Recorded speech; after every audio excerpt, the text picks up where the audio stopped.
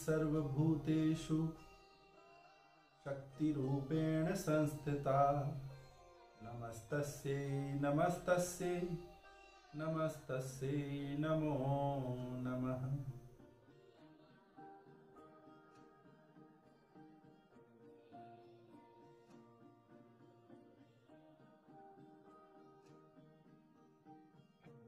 आज नवरात्र का दूसरा दिन है। आप सभी सोच रहे होंगे कि आज कौन सी कथा सुनने को मिलेगी। देखिए, देवी के कई अवतार हुए और भारत भर में लगभग 48 से 50 शक्तिपीठ हैं और उन शक्तिपीठों का प्रादुर्भाव कैसे हुआ, आज थोड़ा सा उसके बारे में हम जानते हैं।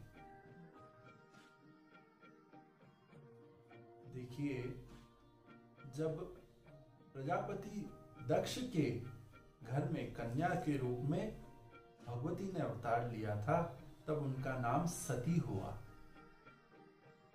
सती का शिव के साथ विवाह हुआ, ये तो सभी जानते हैं। पर एक समय प्रजापति ने यज्ञ किया और उस यज्ञ में शिव जी को नहीं बुलाया। शिव जी ने अब पिता के घर पे जाने के लिए पुत्री को निमंत्रण की क्या आवश्यकता, यह सोचकर शिव जी से आज्ञा लेने सती जाती हैं। शिव जी बोलते भी हैं कि तुम्हें बिना निमंत्रण के नहीं जाना चाहिए, पर फिर वही तर्क देकर कि शिव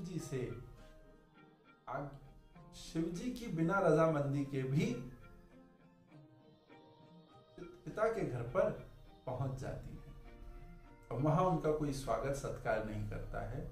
ऊपर से यज्ञ जब शुरू होता है तब सती देखती हैं कि शिव का तो बहुत अपमान हो रहा है और यह पूरा चरित्र, यह पूरा जो कथा है, इसके बारे में हम सभी जानते हैं। उसके बाद क्या होता है, कितनी दोनों के पिता और पुत्र के बीच में कितने तर्क वितर्क होते हैं। उसका निष्कर्ष यह निकलता है कि सती दुखी होकर उस यज्ञ कुंड में ही अपने शरीर को आहुति की तरह प्रदान कर देती है। ये बात सुनकर शिवजी बहुत क्रोधित हो जाते हैं और क्रोध में अपनी जटाओं को जब खोलते हैं तो उनकी एक जटा पृथ्वी पर गिरने से वीरभद्र की उत्पत्ति होती है। वीरभद्र जाकर प्रजापति का शीश काट देते हैं। अब आगे शिव क्योंकि दुखी हैं तो सती के वियोग में सती के मृत शरीर को लेकर भगवान पृथ्वी के चारों ओर घूमने लग जाते हैं। अब अगर सृष्टि के संहारकर्ता ऐसी अवस्था में वियोग करेंगे, विषाद करेंगे, तो फिर सृष्टि का क्या होगा। इस विचार से भगवान नारायण और आदि सभी देवी देवता जाकर उनको समझाने की कोशिश करते हैं, पर वो नहीं मानते हैं। ब्रह्मा जी नारायण को ये युक्ति देते हैं कि आप सती के इस मृत शरीर का खंडन करें, और वो काम मिलता है सुदर्शन चक्र को।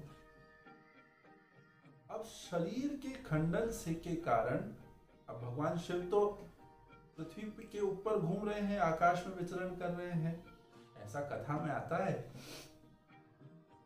तो अब जब शरीर का खंडन होगा तो अंग तो नीचे पृथ्वी पर ही गिरेंगे। ऐसे पूरे शरीर के सुदर्शन चक्र के द्वारा खंड किए जाते हैं।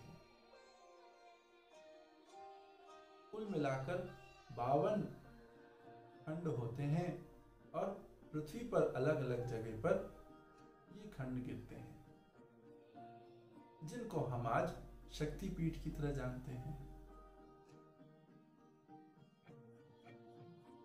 तो ये एक हमारा भाव है, हमारा प्रकृति के प्रति, हमारा देवी तत्व के प्रति समर्पण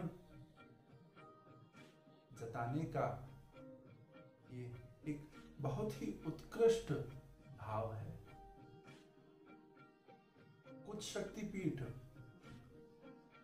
एक शक्तिपीठ पाकिस्तान में है, कुछ शक्तिपीठ बांग्लादेश में है, बाकी के अधिकतर शक्तिपीठ भारतीय भूमि पर ही है। तो अगर आप सभी शक्तिपीठों का नवरात्र के दौरान दर्शन करना चाहते हैं तो जरूर नीचे दिए डिस्क्रिप्शन पे जाइए और वहां पर जो लिंक है उस पर जाकर रजिस्टर जरूर करें और मेरे चैनल को फॉलो करना मत भूलिएगा, ताकि आपको और ऐसी रोचक कहानियां और पुराणों से जो ज्ञान युक्त कथाएं हैं उनको सुनने का आपको मौका मिलेगा। जय गुरुदेव। चरण में आयो भव भय नाश करो वारानी, भव भय नाश करो वारानी। जय दुर्गे दुर्गति परिहारिणी, जय दुर्गे दुर्गति परिहारिणी।